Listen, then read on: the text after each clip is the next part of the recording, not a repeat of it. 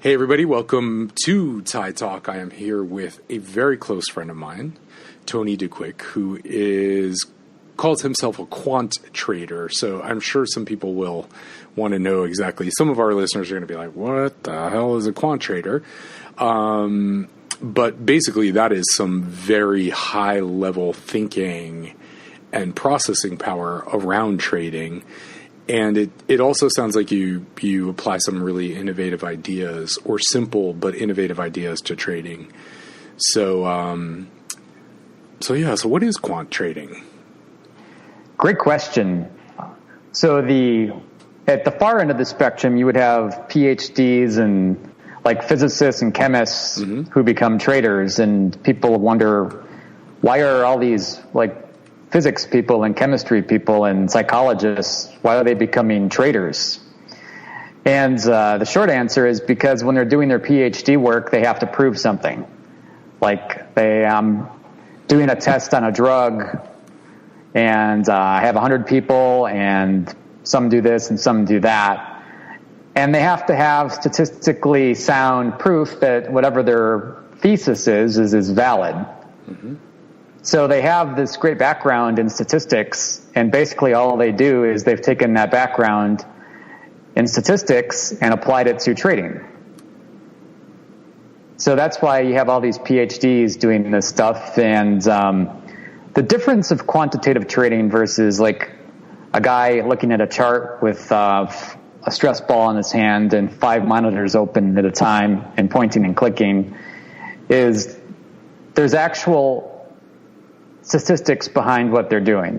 Mm-hmm. For example, they've tested an idea to death. There's statistics behind it that shows it's statistically significant.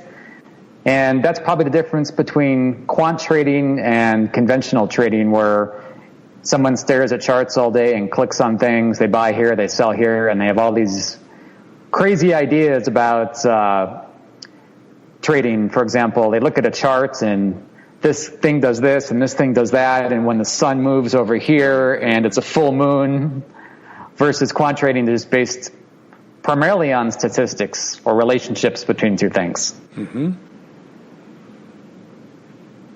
So that's my very verbose answer. I love it. It sounds really good. So, it sounds, I mean, you were saying, it's kind of more like trading gravity. Like, here's what the statistics are. I love statistics, by the way. Numbers in general are just so clear and beautiful. And that may be some of what we use today. And I invited you on the podcast today because I knew that you had some questions conceptually about Ether and Bitcoin, cryptocurrency in general, that I could help you with. And I thought if you had those questions, especially coming from kind of a quant perspective and just in life in general, there were going to be other people who had the same questions. And so I wanted to take the time so we could record this and really offer it to people to kind of help them understand what the hell is going on. So I want to thank you for coming, and, obviously on behalf of some listener who's going to hear this and really have their light bulbs turned on, thank you for them too. Well, thank you, because I expect my light bulbs to be turned on soon. Sweet. Yeah, I look forward to that. So what, where would you like to start? What is your kind of first question in this space, or intention in our talk today? Well, I think the genesis of this was the conversation we were having on your ride home from Burning Man. Mm-hmm. And probably even before that, when we were hanging out at Burning Man with some of the Camp Connect people and all the crypto chats going on, we were talking about trading Bitcoin and cryptos in general. And I think you get it at such a level. It's not so much cryptos, but you understand money and value at like the 1,000 or the 5,000 mile high view. Yeah. And I think that is so important in understanding why cryptos are different than conventional currencies. Yes. And in geek speak, people call conventional currencies fiat currencies. Correct. And you're not a Johnny come lately to the crypto world. No, I'm not. That's for sure. For as long as I've known you, you've been in the cryptos. You've been in the Bitcoin. Yeah. Probably when Bitcoin was under $300. Oh, well under $300. I bought one of my first Bitcoins at 25, and I bought another one at $2.50. You know, I of course got some chops because I lost all of them in the MT Gox hack. But that, as it turns out, has really helped me understand where the hell we are in this path right now. So that's why I'm happy to be here, because it's like, you know, you survive the fire and you're like, oh, okay, I have some wisdom here. Totally. It's kind of like, you know, if you talk to most business owners that have a successful business, yeah, they almost always will tell you that their first one blew up in their face. Oh yeah. Oh my God. Yeah, it was so funny because I was out of it. But the one thing that I really learned about myself in just life in general, and I think probably because just growing up in, you know, on the streets of New York and not having a dad around and having a mom who was mostly absent, you know, like there was nobody there to lift me up. Like, you know, I just had to have grit about stuff and just get up and do stuff again. And I was out of it for a little while. I'm not going to say losing 200 Bitcoin hurts because it definitely hurt. But you know, you get back in and you go, well, I want to avoid that. And I also want to still take advantage of the sheer bliss I feel at this space and talking about it and why I love it so much. So what would be your first question? Like where would you like to start in your high level view? So I think your superpower, like we were talking about, is your view of money and value in general. Mm-hmm.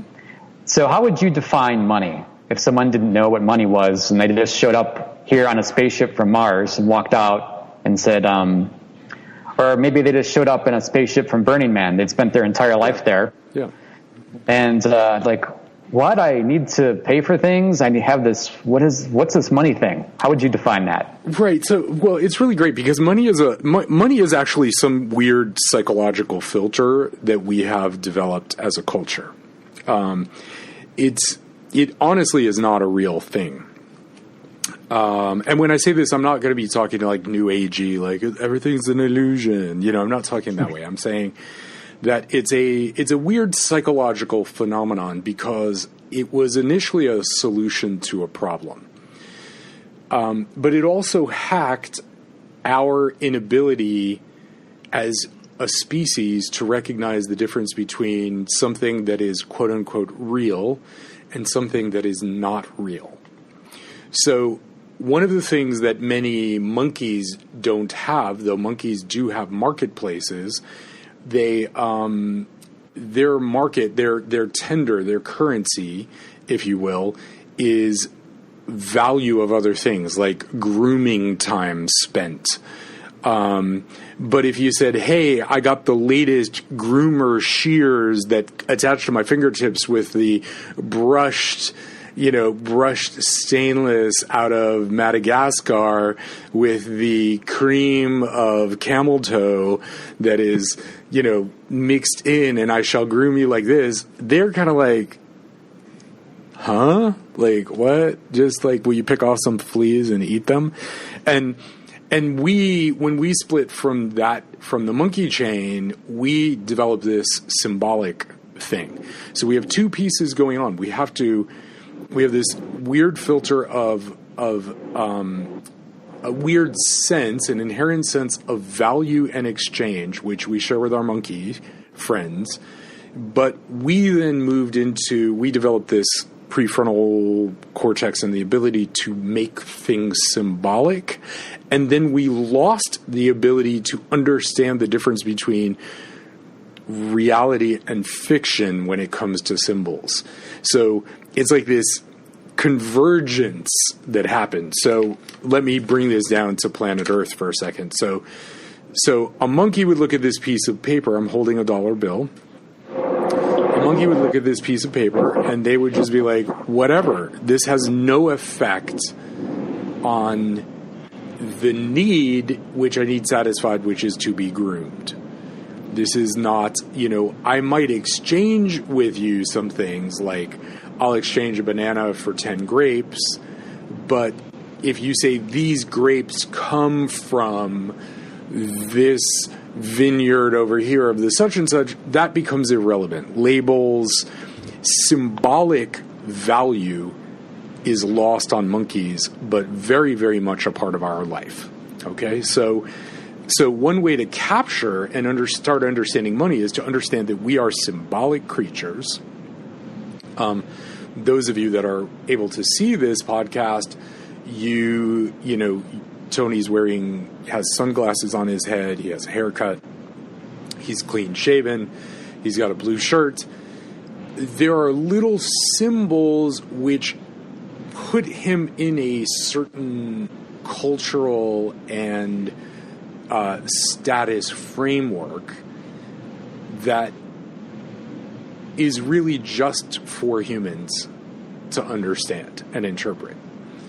So that's the kind of weird thing, right? So if we, for example, buzz cut and did designs in the side of your head, that would be communicating something very different than, the trim clean haircut you have right now.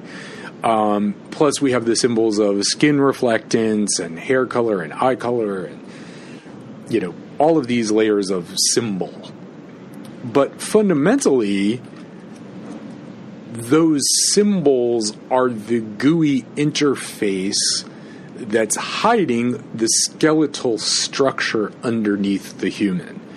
And we are easily confused by this. So we have ideas that persist in these epic ways as humans about like different races, and so there's all this like, oh, how do you feel about race? What race are you? What race? That's just the GUI interface, right? We don't look at a cow, and say, oh, that's that cow has a black fur, therefore it should be, emitting chocolate milk, or, it's got a different socioeconomic status. It's just, we see through that, but for humans, we don't. So reflectance, how much light is bouncing or being absorbed off your skin becomes a big deal. What you wear, how you dress, how you look, all of these things are symbolic communicators, which are in essence shortcuts about value, how what your value is in the social hierarchy. Now, like I said, for monkey, you put a little red hat on a monkey, nobody's like, oh my God, that's the cutest little red hat ever. Where'd you get it? They don't care. So there was a split in the chain where we care and they don't.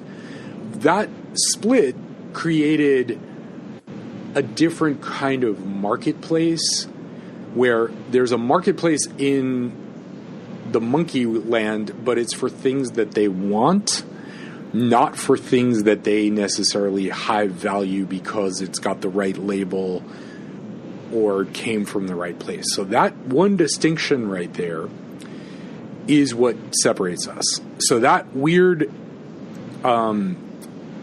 anomaly, if you will, that weird sort of mutation that we inherited, it turns out for our species to take over the planet, it becomes very important for us to be able to understand this in a shorthand, what value is. So, and we have to have that shorthand by a quick look, a quick glance, symmetry of your features, stature, overall health, are you bleeding in different places on your face? Like just shit that we want to have shorthands that react to our emotional brain very quickly and therefore cause us to respond. So does that make sense so far? Yeah, and maybe to paraphrase what you said, I love the monkey bit about monkeys are kind of like a bullshit detector in many ways. Yes. Like the monkey says, my 10 grapes are worth your 1 banana because these grapes taste really, really good. To me. To me. That's right. But these 10 grapes that came from this enchanted forest, yes, they taste like crap to me. So I'm not willing to give you anything for those 10 grapes. That's correct. Even if they say Gucci on them, I'm not going to give you anything for those 10 grapes because they're garbage. That's right. Versus as humans, we've assigned symbolic value to the Gucci grapes.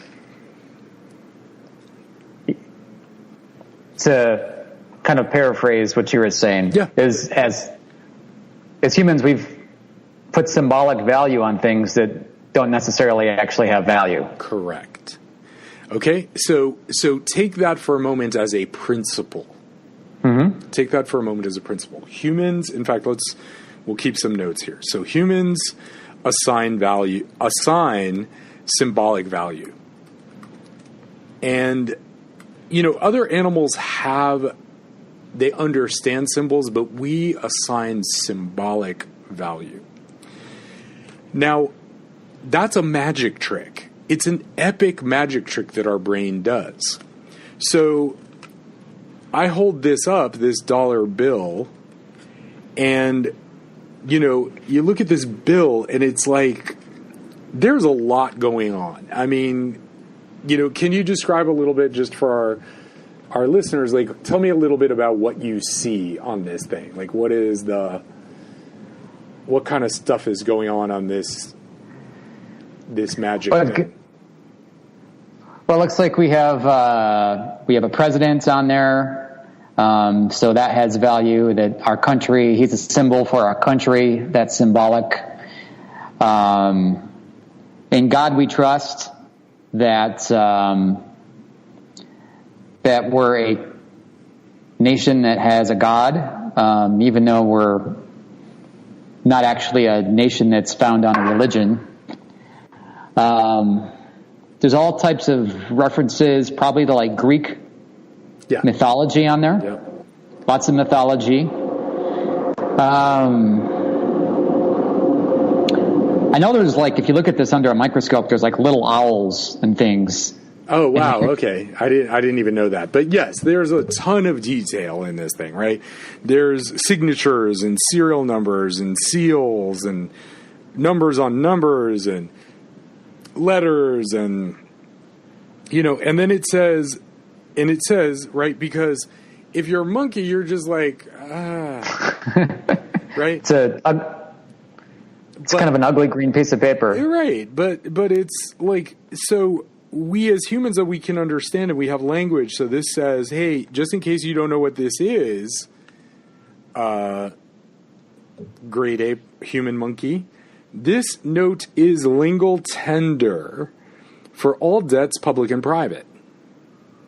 So it actually goes and tells you what it is. And it's got all kinds of, there's symbols on the back. There's the bald eagle, the pyramids. There's all kinds of things.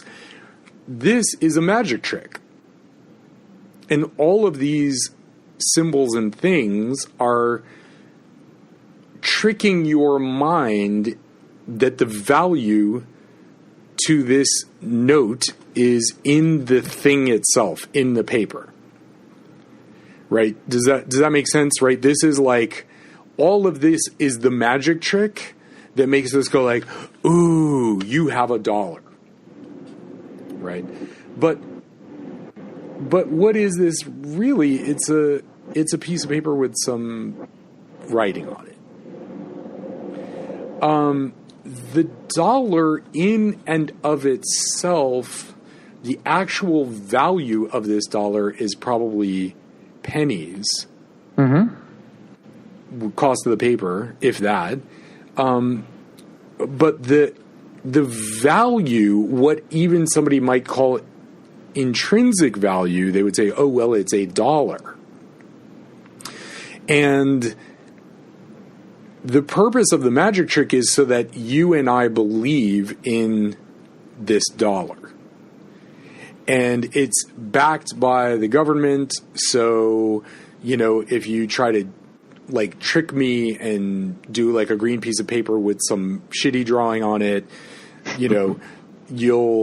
people will laugh at you, right? But maybe you do a great replica of this and you get caught, you go to to jail, right? You'll do some jail time. You'll certainly get a record.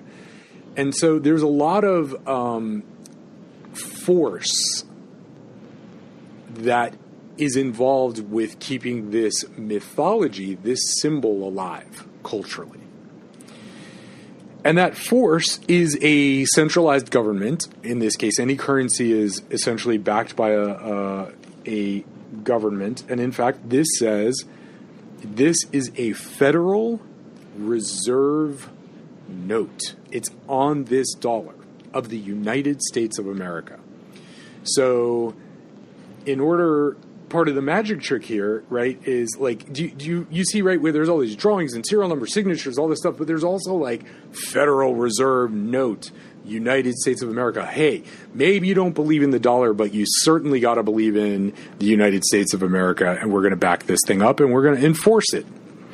So a centralized government, basically when they print something like this, they are saying, hey, we're going to back this up, and we're going to defend it, and we're going to fight for it. And you can trust that, right? But there's a lot of people that don't trust the federal government, and they don't trust, the United States. So then there's one other thing, and you mentioned it already, but I want to put it in the context of symbolism and a keyword, faith and belief. On the back, it says the United States of America. There's the big letter, the big number, but the key thing that it says is, in God we trust. Right? So that's it. So if you don't believe, you don't believe us, you don't believe in the United States, you don't believe in all the symbols on here, pyramids, you don't believe the numbers 1, you don't believe that, the value that is inscribed in this, certainly you believe in God. And that is like, God is behind our currency. So if all those other things fail you, God will back your currency. And that is how we arrive at this bill here and what is money. Okay, so the GUI interface, the magic trick, is we think this bill is worth something. That's a magic trick. Because its intrinsic value is actually probably 0 to a penny or 2. Because I could take this bill and shred it, and the sum of the pieces, yes, I could deliver those pieces to a bank and they'd say, oh, well, we'll replace this for you. But the sum of the pieces, a shredded dollar bill, is 0. Except with a bank, if they accepted that it was in fact a $1 shredded bill and they could verify it. So my point is, this has no value, so our belief in it is the magic trick. And this magic trick, the fact that people kill for these things, that they rob for these things, that if I threw a $100 bill on the floor, you'd have an emotional reaction. If I took that bill, even this dollar, shred it, we have a reaction, because that is the sort of the programming that enforces a currency and begins to set value. I think you really hit on something here. I'd like to back up and go over again. So I have $1 in my hands here. Yes. And if you look at this thing, it looks like an opt-in page, a landing page for some shitty information product. Yes. I mean, look at all the stuff on here. In God we trust, we got eagles, we got pyramids. So the magic trick that I just picked up on is really all you'd have to do is print a piece of paper and have a stamp on it that says, this shit is hard to copy. Yes. Yes. You wouldn't need all these in God we trust. So like if I was trying to sell you some shitty information product, it would say, in God we trust. Since I believe in God, people that identify with that, that dude believes in God, so I'm going to buy his thing, because he would, he's a God-fearing man. He must only sell good products because God says don't rip people off. Yeah. So that's it. You've got it. Right. These are the shorthands. And we as a culture agree, and you can travel pretty much almost anywhere around the world, and everybody agrees, yeah, we want these things that actually have no inherent value. Their value is symbolic. I think that's totally like a key point here is this piece of paper, it really is worth a penny or two. Yes. And I think probably the next question that lots of people have a hard time wrapping their head around is how does Bitcoin or a lot of cryptocurrencies, how do they have any value? Right. So yes, we're getting there. We're on the pathway to answering that question. I think before we go there, maybe I think your view of value is probably another one of those 5,000 mile above the earth views. Yes. So if we accept that this is that we add value, right? We humans are we add the value Gucci or Mercedes or whatever the thing is. We go like, oh, well, that car's got to be, a Maybach has to be, $250,000 better than the Pinto or whatever it is at this point. That is symbolic value, right? And some of it is true. I mean, they're spending more time because they have more money to burn and put into the thing. But fundamentally, it's a thing with wheels and an engine. So the magic trick here is this piece of paper, which has no particular intrinsic value we believe in deeply.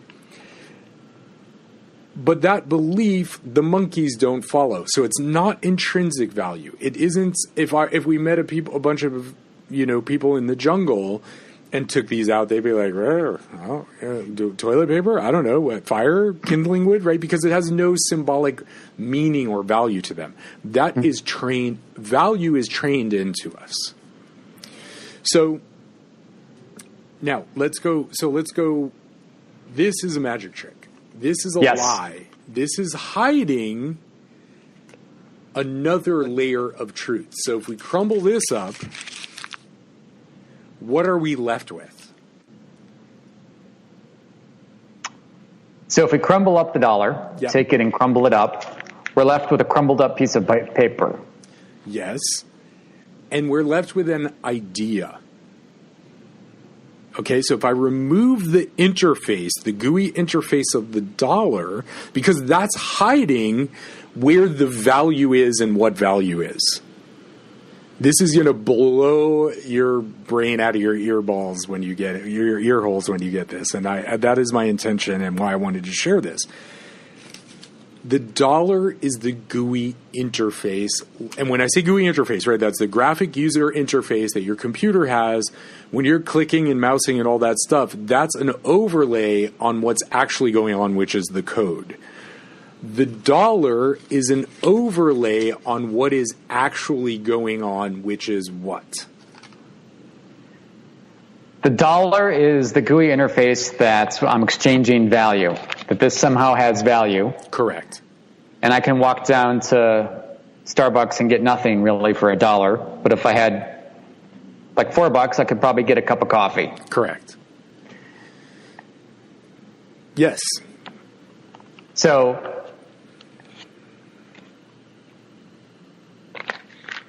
the GUI interface is the physical piece of paper. Yes. And the idea is that this piece of paper is worth more than what it actually is worth. Correct. Because really, this is a 2-cent.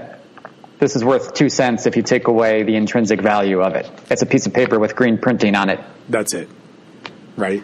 So now you're left with a belief or an idea, right, which is an interim.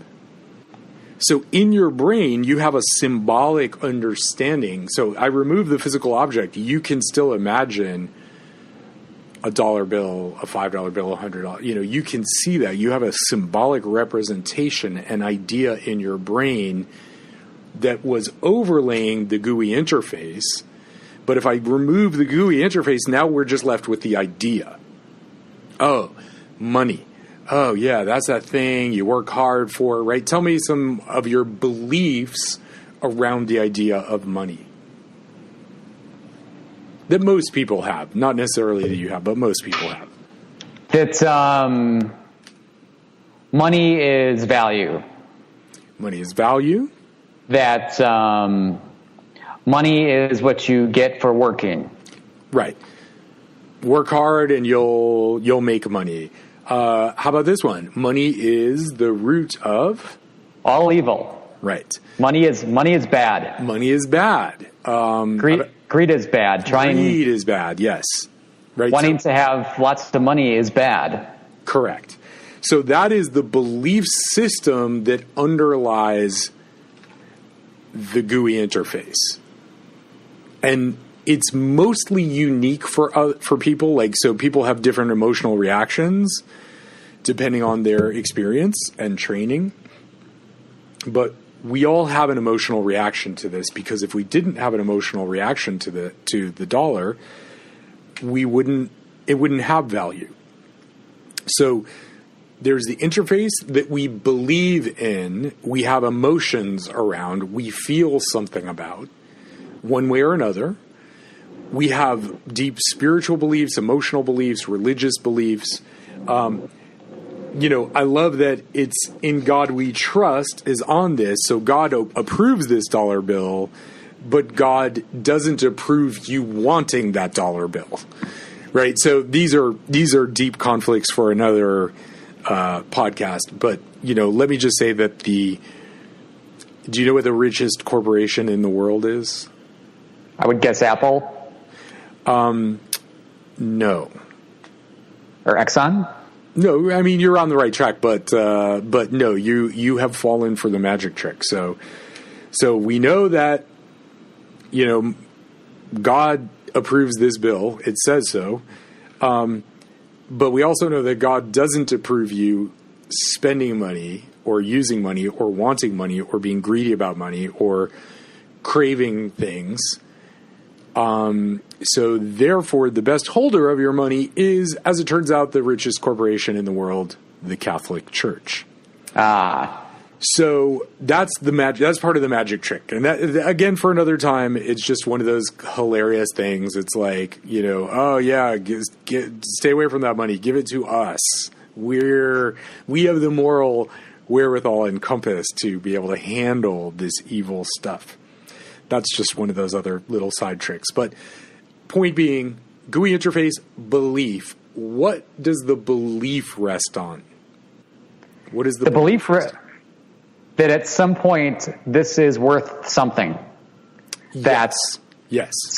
I can give this to somebody and it will give me something of the intrinsic value of this. Yes.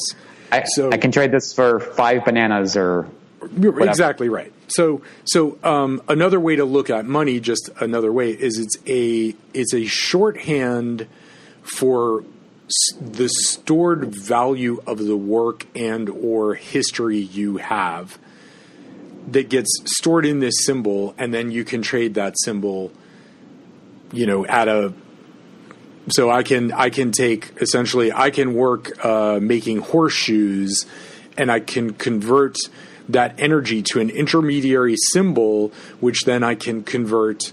So the work I put in, shoeing horses, I can convert to this neutral symbol that we all agree on, and I can trade you this for bananas. And this is really its purpose, part of the purpose of symbolism. But in order for that to work, we have to believe in this. So the GUI interface is the dollar, the belief we talked about, and the beliefs of like work hard, keep your nose to the grindstone, all this, very much Judeo-Christian structure. And then all of that rests on what's actually going on. And what's actually going on? That's what we're interested in. So there's one other intermediary which I want to pull out. Let me see if I can find it. But you know about this. You have many of these. Anybody listening to this has these too. We have these things called credit cards. And credit cards are a great magic trick because the value is implied in the card, but we no longer have to believe in the U.S. government. All we have to do is believe in Amex or Visa or, the veracity of those organizations, which, of course, they fight hard to make sure you believe in. So there's a credit card. Credit card is another symbolic interface. I can give it to you. transaction is processed. We can trade with each other. And this is in place of the dollar symbol. So the dollar symbol is a metaphor, or rather, I'm sorry, the credit card is the metaphor for the dollar. Both of these things rest on belief, a different type of belief. If you find a credit card in the street, you're not going to jump up and down and be like, oh my God, I can go shopping, because maybe you can, maybe you can't. But if you find $100 in the street, you can go shopping. And that's, so there's a different emotional intensity to each of these things. Yeah, it sucks to lose my credit card, but the credit card can be replaced. Lose $100, you can't run to the bank and say, hey, I just dropped $100. Can you replace that for me, please? Not happening, right?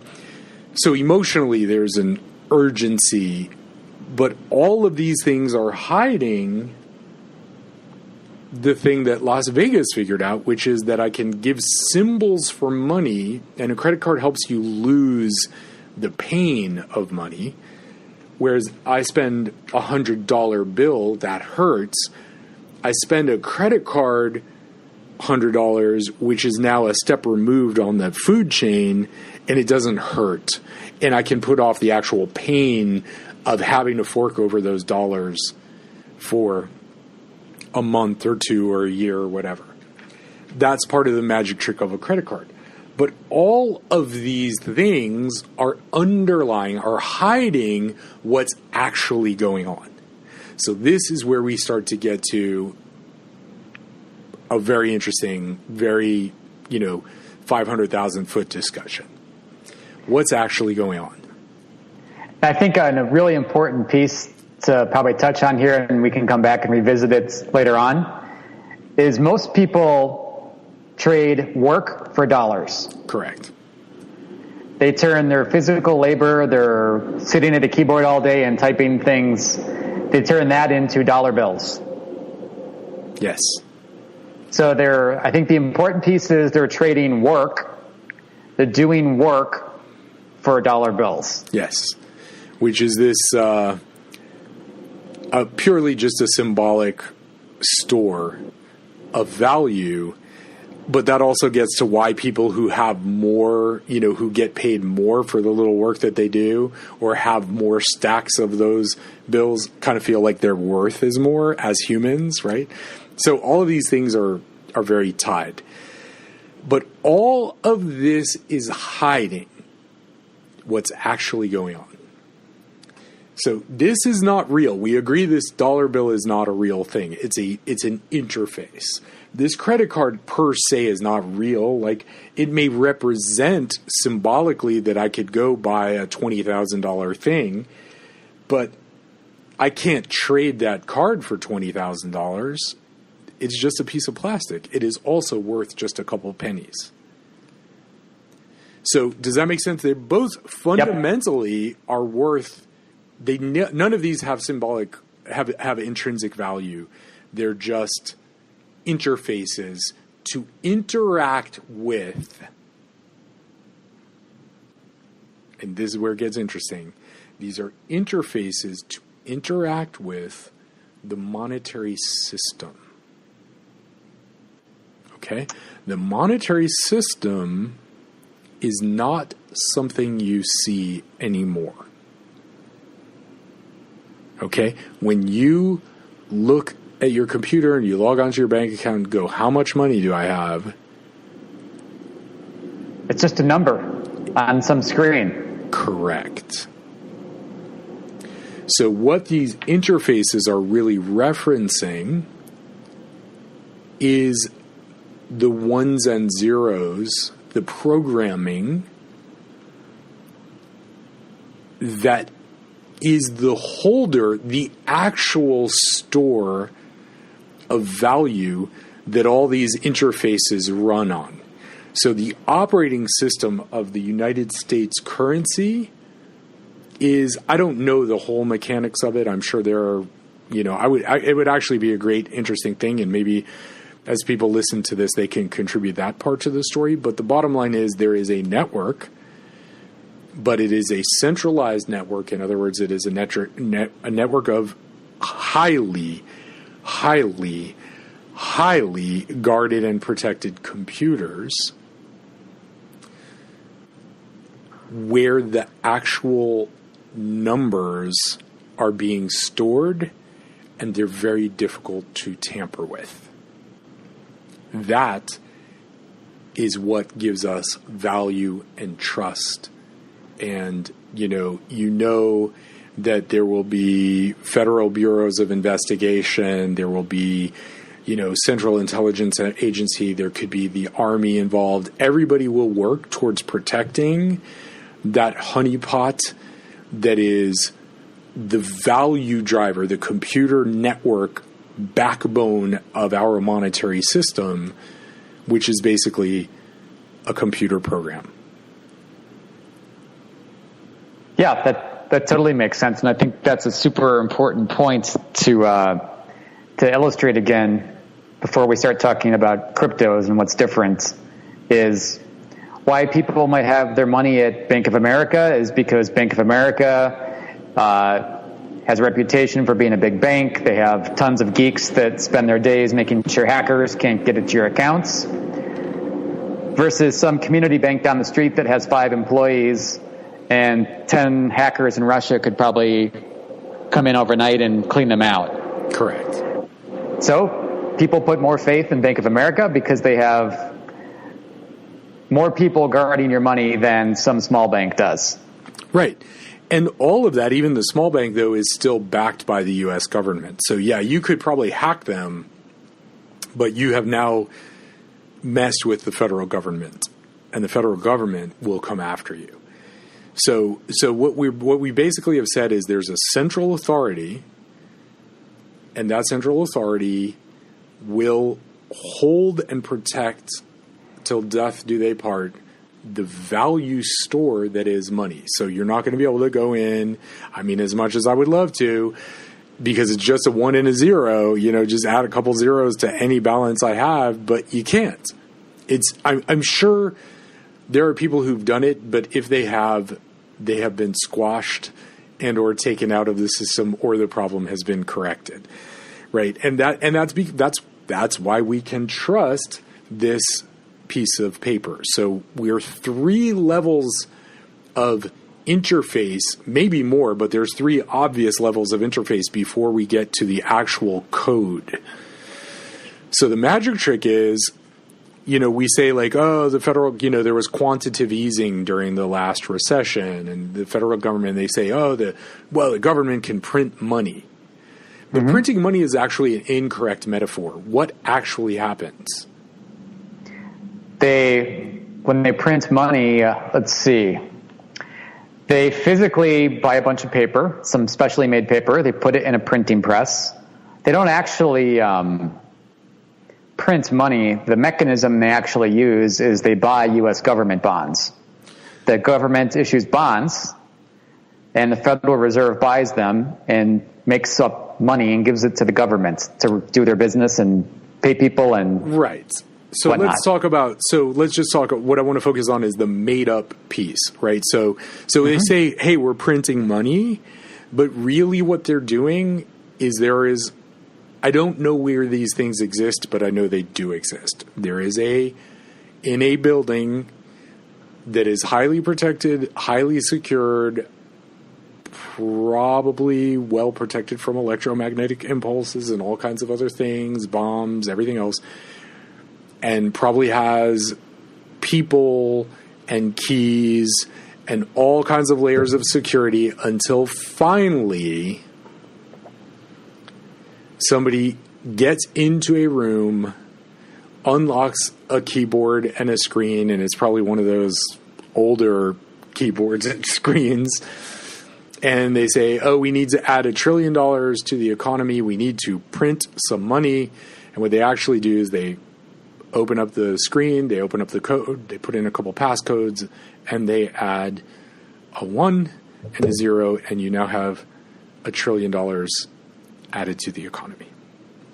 And that is, in fact, how quantitative easing works. All the other stuff are the mechanisms that overlay, but the money is created right there in the computer, in the centralized network, which is then distributed out to the different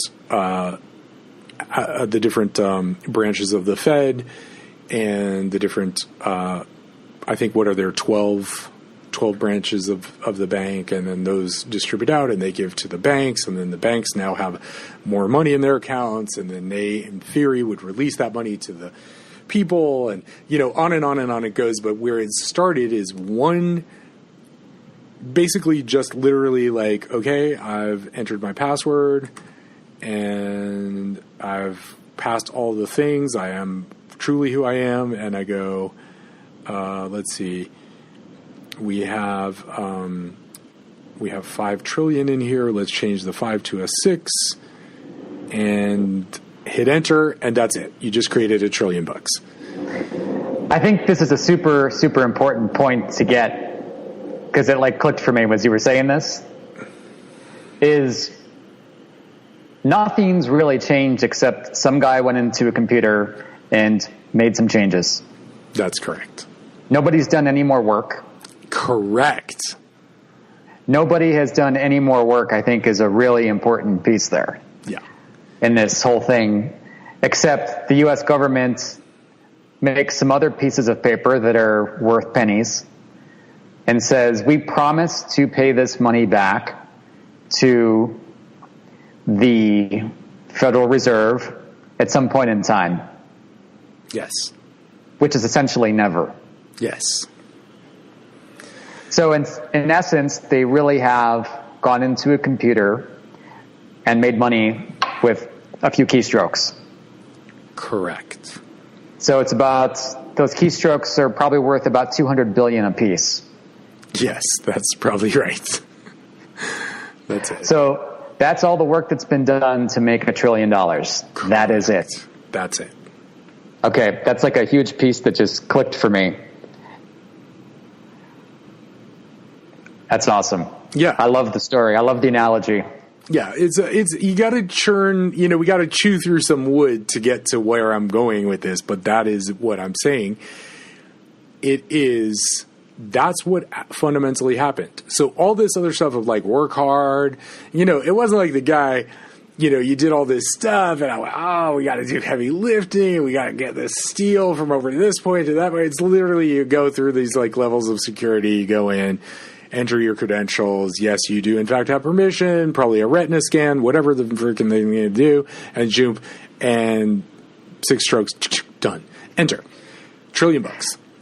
Yeah, it wasn't like they said, okay, we're going to give you Minnesota in exchange for That's right. for $1 trillion. Yeah, and that is the piece that people really. That's where it gets so interesting, because I hear this all the time. Right, where people are like, "Oh, but cryptocurrency has no value." Where's the value? Who holds the value? What is the value? And now I think you're starting to see why I fell in love with Bitcoin and cryptocurrency.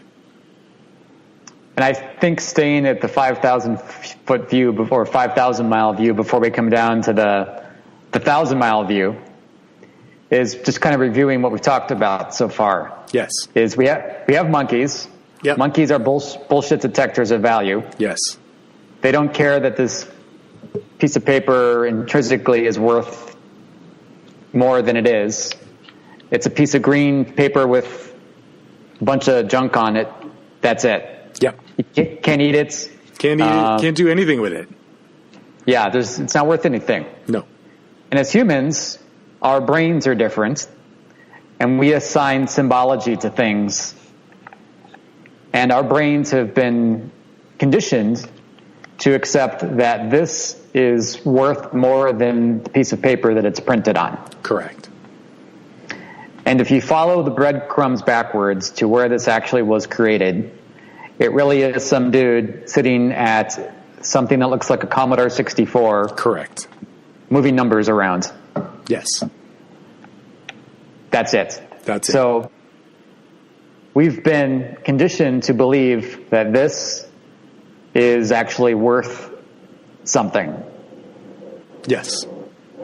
And as we started, and as you said, Lawrence, we're not talking about some new age woo-woo nonsense. This is pretty simple. This isn't some theory about, the evil government's trying to do this or that. That's just what it is. It's a piece of paper that we believe is worth something. Correct. That's it. That's it. And really, a few pennies went into making this. I think that's another huge piece to understand. Yeah. That's right. So, at a 5,000-foot view, we have assigned symbology to dollars. I think that's the big piece to get here. Yes. That hides what's actually going on, which is the quote-unquote value is contained in computer code, in a program. That's it. Another super important piece to circle back to later on. Yes. So now you can start to see it was like Bitcoin came along and did away with the charade of the dollars, the GUI interfaces, and just said, nope, we're a computer program. We got a couple rules. We'll follow those rules, these principles. There'll be guidelines for how this thing is. There'll be some cryptography involved to kind of protect it and keep it safe. But the big safety breakthrough, which we humans are not trained and therefore don't inherently understand, the big safety breakthrough is that instead of the big central government doing all the enforcing and protection and layers of security and wars and armies and generals and pentagons and central intelligence agencies, right? One way or another, these are all doing the same thing, which is protecting the value of our currency. You can do away with that if we just trust each other and not through some belief systems, not through some BS belief systems, but we trust each other through consensus, through verification.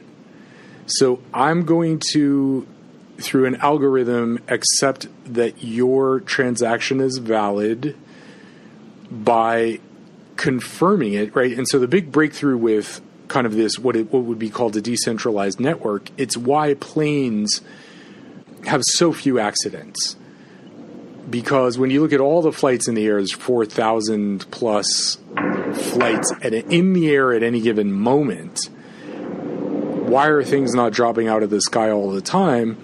And it's because a plane works by consensus. That was the big breakthrough of computers. So if there's a sensor that goes on a wing, the one computer pulls the other computers and says, hey, is there a problem with the wing? And they check and they go, oh, you know what? No, there's not a problem with the wing. 3 of us agree that there's no problem with the wing. 4 of us now agree there's no problem with the wing. Only the wing is, so we can now deduce that it's the sensor, not the wing itself. That would be kind of a consensus or decentralized computing to verify a transaction, which is a red light going off saying, am I in danger? And the consensus says, oh, no, you're not. That's a decentralized network. They're very, very, very safe and robust and secure, but we psychologically don't have a reference point for that because we as humans have grown up with the belief in a God, father figure, single parent household that runs the show and knows everything and protects us and keeps us safe. So the same reason why people say don't question religion is the same reason why they say don't question the dollar, don't question the government. You don't ask questions because if you asked questions, you'd quickly arrive at the fact that there is no intrinsic value to any of this. It's a computer. One is centrally enforced And the new paradigm, which listeners will be affected by, most listeners hearing this, they might have heard the word, but they don't understand that a blockchain is really just a network of people who are, in essence, encasing a concept, a transaction in Amber, like layer by layer by layer. So the more computers agree that this thing happened, the consensus said it actually happened, and that prevents the big problem of the double spend. In other words, with a physical dollar, I can't take this dollar and spend it and then take it again and spend it and then take it again and spend it and then take it again and spend it. But with digital currency, unless it's protected and with a central authority, in theory that's a problem. But Bitcoin did away with that because they said, nope, a transaction will be initiated, but it won't be allowed. It'll be essentially frozen in Amber, and once enough of us agree that you sent that thing and that you own the currency that you sent and you received this thing and that you are the recipient of it, once there's enough of the computer network that agrees that that happened, that in essence becomes a fact, and that gets noted on the ledger of the blockchain, layer by layer by layer by layer, computer by computer by computer by computer, or by mining group, as it were. And that is where the security is. The security is in all of us. We become our own banks. We become our own verifiers. And we verify through consensus. Yes, I agree. That is yours. You own it. You're now transferring that value to this person. We now agree that they own it. And a whole bunch of computers are all verifying that in different parts of the world, and they all come to the consensus that in fact is a valid transaction. And right now that is taking, well, one of the big things with Bitcoin is that was taking about 20 minutes before the kind of the SegWit upgrade and some of these other things you've been hearing about. But fundamentally 20 minutes, like it takes the US government like 5 days to clear a check. So we're complaining about 20 minutes because we don't have the mythology. We don't understand. But we accept that I deposit a check, but I can't actually have access to my funds for 5 days before the verifications happen that say, yep, the check is valid. Yep, this person is valid. Yep, the recipient is valid. Yep, the signature is valid. Yep, they had the money in the account. Right, all of that right now in our antiquated system with the one guy who changes makes the data entry, that's all validated over the course of days. Bitcoin said, hey, we can do away with all that. We can each validate each other. We can protect the currency through cryptography. We can decentralize the network of validation through consensus. And we will now have a store of value that we all participate in. And that, yeah. So I think you hit on something super important that just kind of clicked for me too. So backing back up to the 5,000 mile view, we believe that this, ultimately, if we trace it back, that the U.S. government will uphold this for whatever this Correct. Is worth. Yes. And so what is the actual value of the U.S. government? Exactly. Is it the land? Is it the U.S.? Is it the land? Is it the gold? Is it the oil? What is it that they actually own that they could take and convert and make this worth something? Versus the way it actually works now is the guy at the Commodore 64 adding a zero and all of a sudden $1 trillion showing up in the economy. Yes. And I think with Bitcoin, a big question you probably hear a lot, and it took me a long time to wrap my head around this, is what is the actual value of a Bitcoin? Right. It's like, how would you define the value of, like, did some guy just make a computer program and it's worth something, or? No. So here's the thing, right? The value is the consensus. I think this is a super important piece, right, to understand. Yeah, this really is what it comes down to. The value for the U.S. government is our ability to enforce the rule. Right, that's really what it is. It's where is the value of the U.S. government? You believe in capitalism. You believe in the idea of free speech. You believe in human rights. Those are the forces that back a U.S. dollar. They're intangibles, really, right? And then you can back it up with warfare and missiles and all kinds of other stuff. But fundamentally, it's a bunch of ideals. Bitcoin is also a bunch of ideals. And what's happening is there's a very small group of people who believe in Bitcoin right now. And in fact, recently there was a huge market drop because somebody came out and said, hey, it's a lie, it's a farce, it's all of that. But I hear that and I just laugh because everything is a lie and a farce. It's all made up. It's just a whole bunch of people agree with it, and therefore we call it a dollar. And a small group of crazy people and outliers believe in this thing, and we call it a Bitcoin. But fundamentally, it's composed of the same stuff, except Bitcoin did away with the interface of the paper. It just said, no, we're code, and you're going to be able to trade code, and that code will be able to be a store of value through trust that we all create through consensus.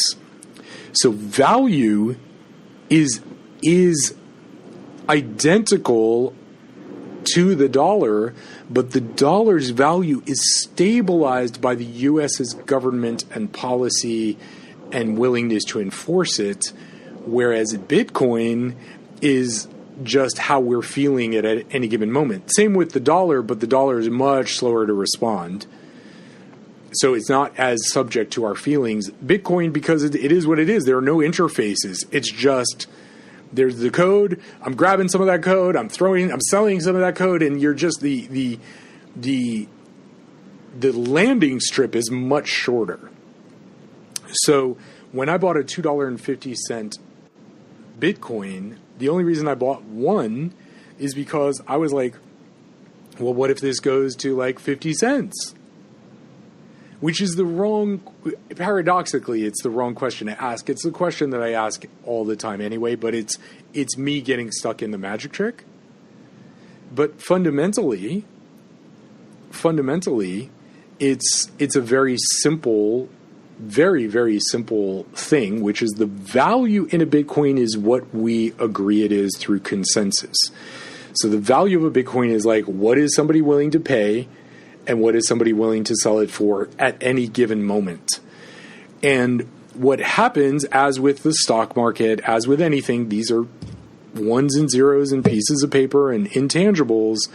But people go, you know what? No, I believe in it. And they invest in that belief in the future. As Bitcoin gets adopted more and the numbers of people who use it more and the numbers of people who believe in it more increase, it will come to more of a stabilization because it will be valued. When a Bitcoin is valued at $1 million a coin, let's say, the ups and downs, a couple $100 will be the equivalent of the stock market on any given day. You just see them more because it's like the relative values of what you can hold and what you can buy and what you can sell at any given moment are just much smaller. Like you could sell, 10,000 Bitcoin in 2011 and not even move the market the tiniest bit. You sell 10,000 Bitcoin now, you're going to crash that market, right? You're going to destroy the market. You're going to level Bitcoin. So at some point, as the value increases, those things are going to be, you're not going to sell 10,000 Bitcoin with each Bitcoin at $1 million or $500,000. So what's happening is we are investing our belief, and our belief adds to the value, which causes more people to believe, which adds to the value, which causes more people to believe, which adds to the value, which causes more people to believe. So in its sense, it's really just like everything else. And I guarantee you, in the beginning of the United States, the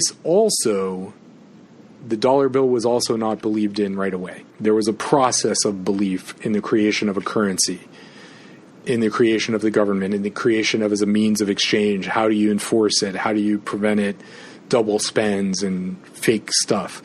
We are in the same thing. It's just we are right now witnessing the birth of a currency, of trust, of value, of mythology, and belief. And that is the battle you're seeing waged right now in the land of cryptocurrency. So I think a really important piece that it took me a while to wrap my head around, and it really clicked for me at Burning Man this year, talking with people that mine coins, is you say, what is the value of a Bitcoin? Well, it takes electricity to make a Bitcoin. It takes a lot of electricity to make a Bitcoin. Computing power. Computing power. And right now, Bitcoin's around 4,000 or so? Yep. And I would guess it would take right now, probably in the U.S., electricity is about 10 cents a kilowatt hour, roughly. Mm-hmm.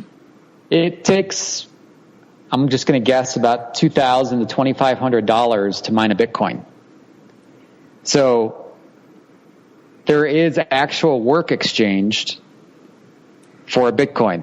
It's not just something somebody created out of the air. And when people are mining Bitcoin, what they're actually doing is they're talking about this, they're creating the ledger that you just talked about. Correct. So they're taking these transactions that happen at your bank. For example, you take out your debit card, you swipe your debit card at Trader Joe's. Yep. And they take money out of your account. With Bitcoin, you go to Trader Joe's if they accepted Bitcoin, and you would give them your Bitcoin, and then your Bitcoin would get broadcast to the people that are mining, and They would add that to the blockchain. That's correct. That you gave 1/10 of a Bitcoin to Trader Joe's at this time, and all these computers verify that. And that is where the value is in Bitcoin. It's the actual electricity that it takes to verify those transactions. There's actual work done. Yes. The model is going to break down, though, when we go to proof of stake. So, yes. So that's why I would encourage you to start thinking not, because you're the only mistake you're making there is you're one layer off the truth, not truth with a small t, which is that it is our belief, and the mining is just validating our belief. Okay? The mining is validating our belief and our trust. The mining, the network of computers is saying, hey, yes, this person, you can trust this person. We've verified it with, 36 transactions. You've received it. It's yours. It's no longer theirs.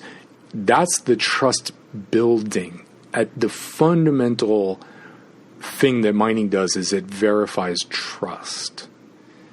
So when it no longer is $2,500 to mine a Bitcoin, as we switch to these different protocols, like with Ethereum will move to a proof of stake, which means you will hold a number of coins in and I think at last I heard the Ethereum wallet will want 1,000 coins to have a proof of stake wallet. You'll hold 1,000 Ethereum. You're willing to take that out of the volatility. That will not be spent. It will not be thrown on the market, which creates stability.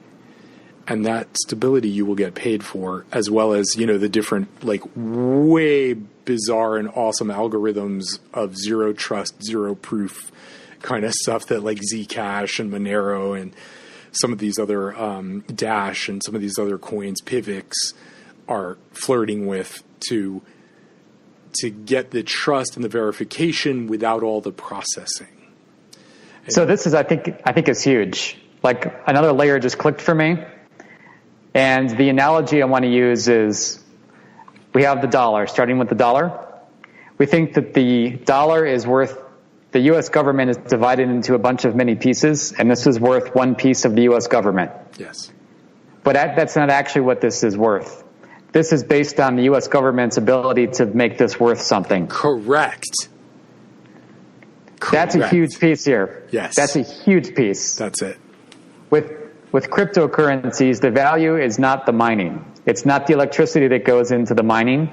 It's the ability of the network to trust. That's it. if I'm paraphrasing what you said correctly. That's it. It's the ability of the network to build trust, which creates safety, which creates a sense of, okay, this value will be stored, it can't be hacked. I mean, that's one of the things that makes Bitcoin valuable is in 9 years, it's a really robust piece of code. The cryptology behind it is robust. Everything is it's solid. You're not hacking Bitcoin. You can trick people. You can hack exchanges. But the Bitcoin itself, if you own that private key, that sucker is yours. And that is when, again, there's a barrier to entry. These are concepts. I mean, I bet some people are listening to this and their eyeballs are rolling behind their head, right? But fundamentally, you get the idea. It's a magic trick. And it's just we're still figuring out what the magic trick is that makes everybody finally go okay, we can trust Bitcoin. And when that happens, you're going to see trillions of dollars of value flow into that space. That's why when people say oh, should I buy? And oh, am I too late? And right, these are people who they just have no clue what they're doing. They're just speculating. They're just how can I make money?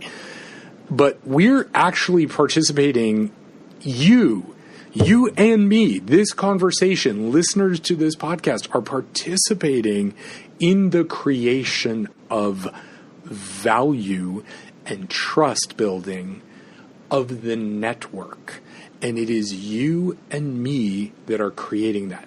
We're creating it through trying, through breaking it. Every time there's a hack, a breach in the security, something crazy happens. This is awesome because it's pointing out where the weaknesses are and it's helping us all increase the security.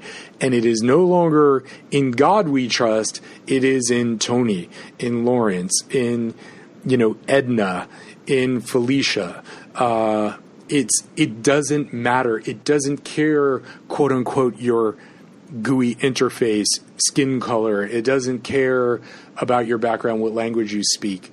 It doesn't care because that's irrelevant to understanding the concept and building trust. We can use everybody to participate as a node of trust.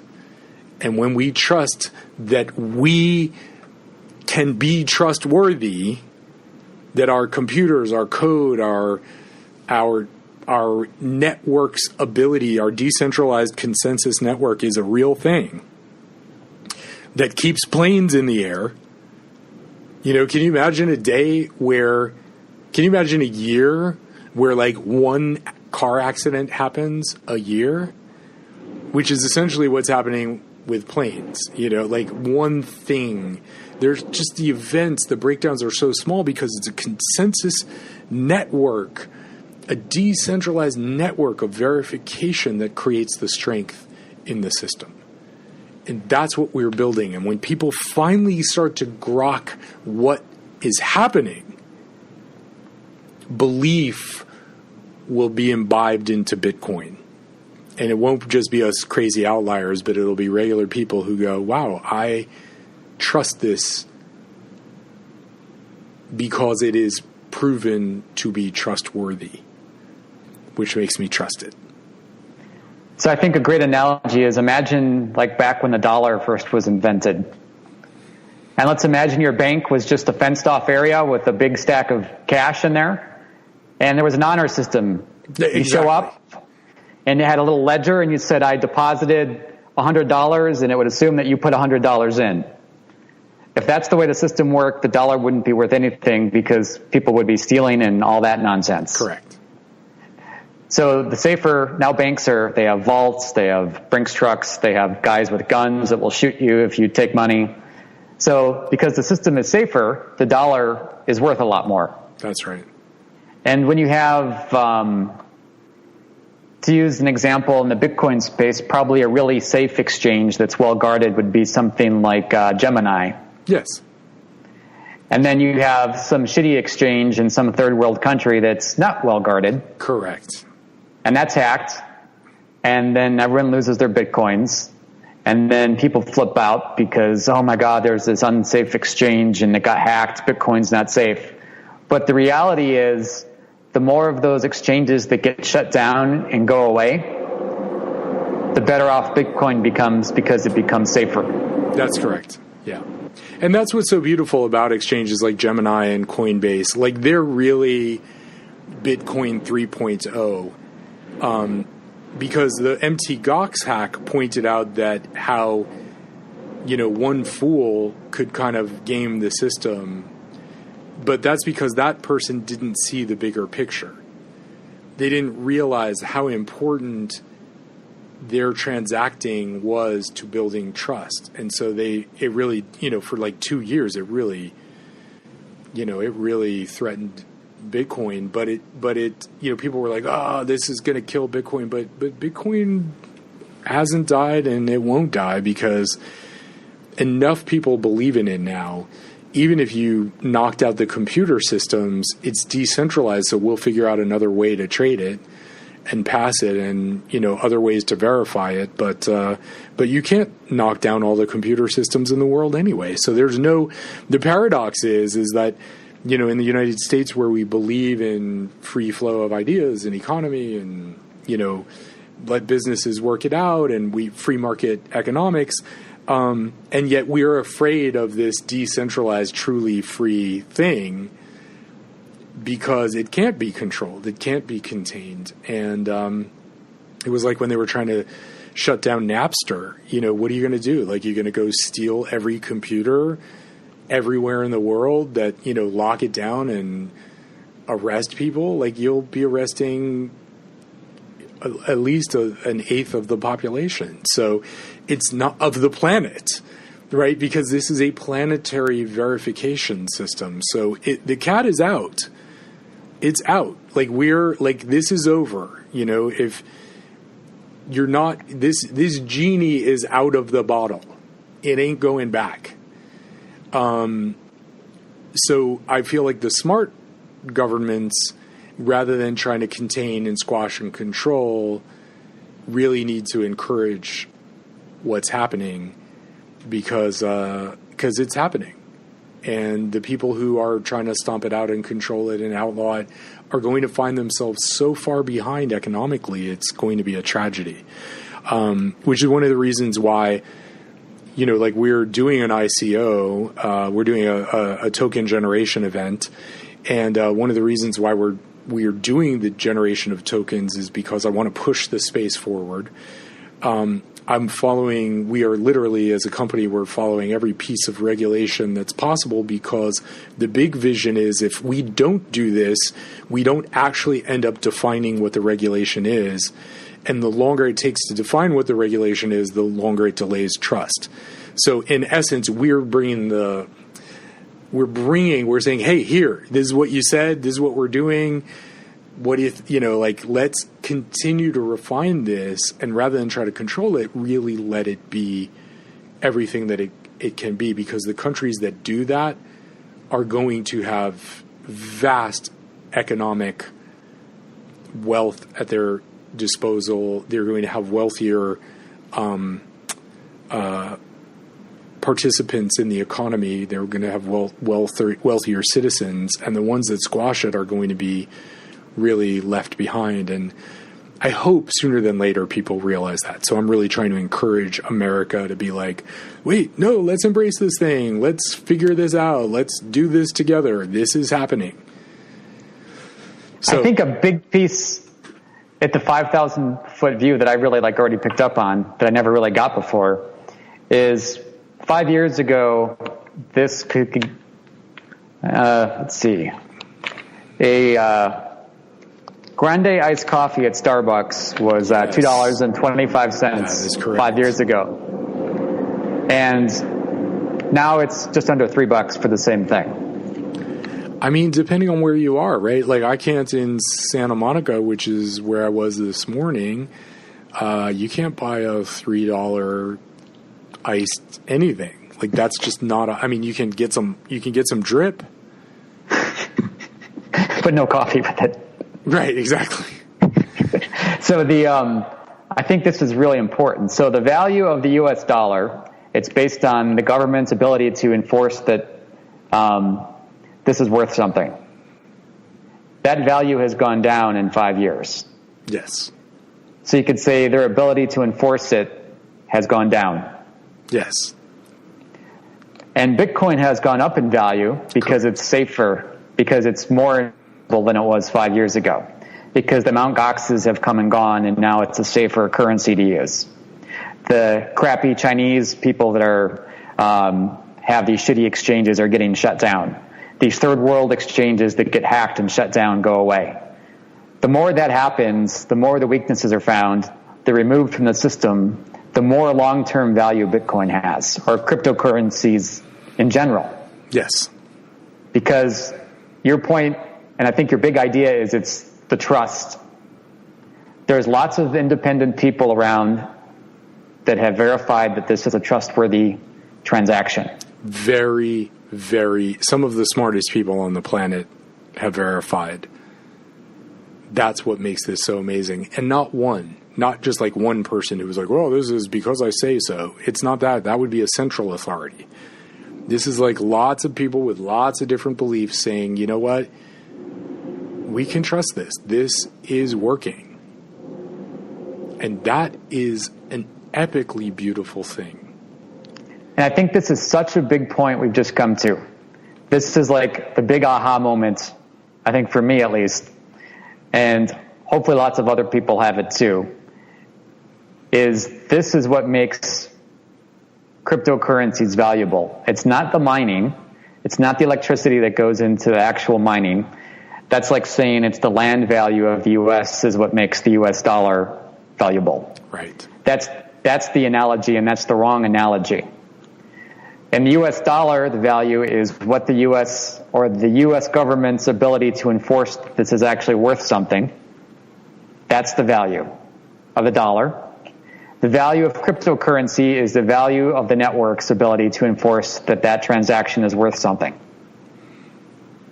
That is the parallel between a fiat currency and a cryptocurrency.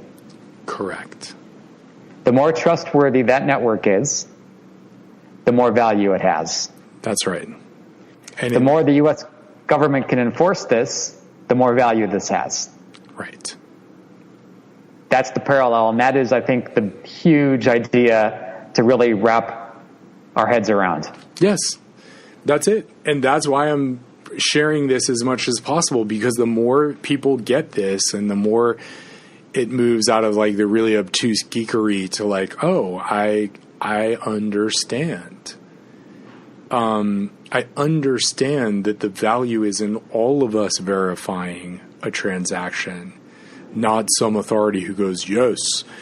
That is powerful and empowering. And that's also the big idea of cryptocurrency.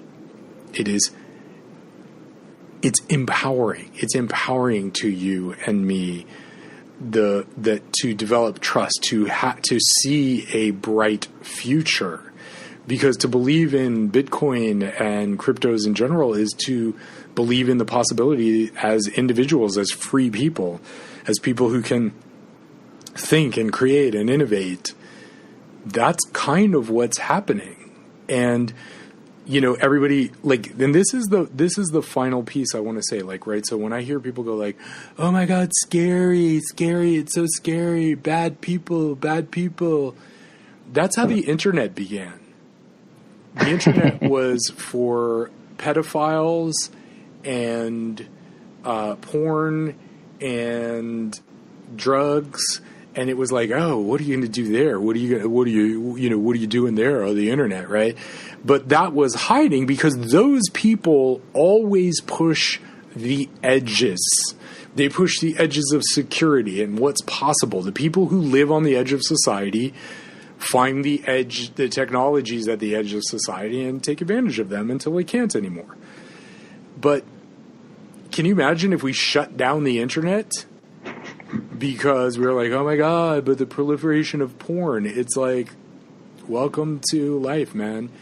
The porn industry and drugs, these are things that always push new technologies But those get, as that gets, sort of mined out to the edges, the people who are like, oh, no, central authority. In other words, God must define what is right and wrong for you. So be afraid. Like, I started hearing that the dollar is basically, the dollar and the central government is basically God. And so you just fear God, and you're like, don't ask questions. No, don't use that other stuff. That's scary. It's bad. Bad things are going to happen. This is the Old Testament God. And that's not what Bitcoin is. There is no one God. It is a polytheistic creature. It doesn't care what God you believe in. It just cares in the network verifying transactions and trust. And that's all we are in. We're in a transition of the investment of trust. And it's we are here, we're witnessing it. And I believe it is going to be an incredibly bright future because it believes in the possibility that you are adult enough to be trusted, that you are smart enough to learn about your own money, to handle it, to protect it, to decide what you're going to do with it, as you can with your body and your thoughts and your, relationships. It is the currency of the future because the future wants to be free. And that's where we are, man. That is where we are, and that is why I love Bitcoin, cryptos, and what we're doing, and why I wanted to have this discussion. This is awesome. I think the kind of the whole value of cryptocurrency and the way you explained it, especially about the trust value, that really makes it so easy to understand compared to a fiat currency. Yes. Because most people, me included, even though I work in the financial system every day, is if you ask them, like, what is the value of a dollar?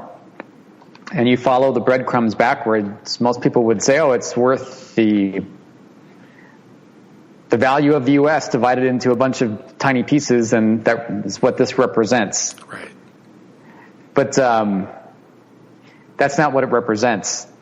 And that's, I think, the big mistake I made in my thinking, is the value of it is its ability to be enforced and used. And that is the value that cryptocurrency has. It already has it. In fact, it's safer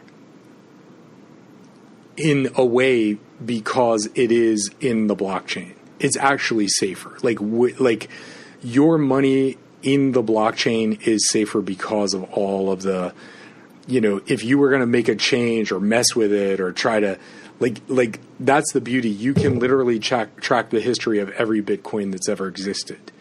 When its genesis all the way to its current home. And because it's transparent, because you can be transparent and still retain value and privacy to some degree and safety and security. It's way more secure. Think of that's really it. So every time we transact Bitcoin, every time we buy something on an exchange, the danger is not in the cryptocurrency. The danger if you're going to lose something will be in the exchange's ability to enforce the protection and make sure you're not hacked. Because every time you add a layer, an interface, a place where we're interfacing code, that's what's vulnerable to hacking.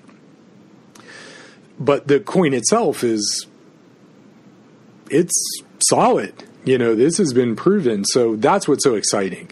So every time you do a transaction, every time you get involved in a token generation event and fundraising, an ICO, you are adding to the network and the belief in the network and the security of the network. And and we will have speed bumps. But I now look at that as part of the game. That's part of, we are witnessing the birth of belief in a currency. And so there's going to be some hiccups and projectile vomit, for a while until this stabilizes. And maybe it takes 5 years or maybe it takes 20 years. But at some point it will, and it will be de facto, and nobody will ever really remember a world where there wasn't a Bitcoin. Like, it's hard to imagine a world without a cell phone. Yeah, I remember it, but do I really emotionally remember it? No. I do not remember what life was like before an iPhone. I don't remember what life was like before us being able to jump on Skype and talk across the globe or the country or wherever, or, easily, reliably connect to high-speed internet. What is life like without that? And at some point, it's going to be the same with blockchain and cryptocurrency. You'll just be like, my God, why did we do this any other way? This is insane. And I think that's coming. Yeah.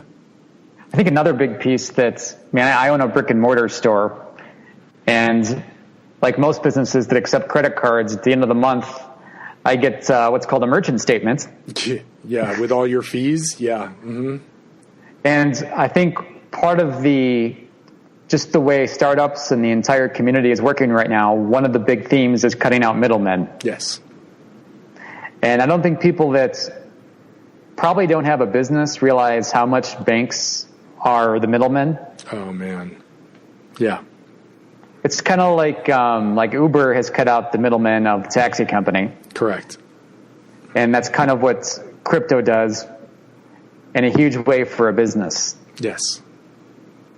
Yeah, you got it, man. That's another big piece that I think really clicked for me.